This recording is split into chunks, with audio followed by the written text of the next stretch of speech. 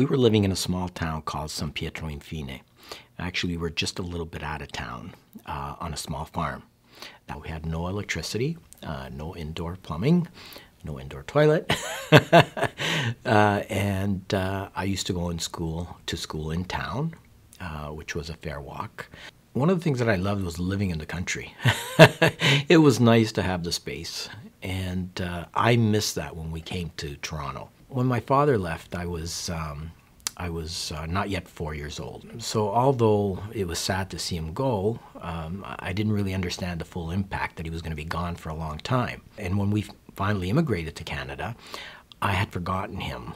And when we got off the train at Union Station, I wouldn't go to him because to me he was a stranger. It really hit me the morning that we were leaving. My mother's brother, my uncle Ludovico, came to pick us up to bring us to Naples to get onto the boat. And when I realized my grandmother wasn't coming with us, well, I just went crazy. I just attached myself to her and I wouldn't leave her, and I told him I didn't want to go, and it was very traumatic for me that morning. Then when we came here, the reality of not knowing the language, going into school where I didn't understand anybody, nobody understood me. There was no English as second language classes back then. You were thrown into classes with other kids who spoke English, and you were in a city. There was cars all over the place. I can't tell you how many times I walked out between parked cars and almost got run over.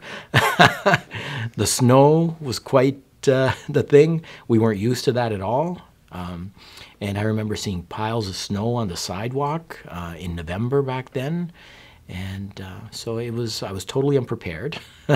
It was shocking to me. We arrived, I seem to recall it was late afternoon. And we got off the boat and they kind of herded us all off. And I saw that they were taking off all the baggage that was on the boat. My mother had brought just about everything we owned with us. She brought 2 trunks plus mattresses. I remember that the people there were very good to us. I mean, they were very considerate.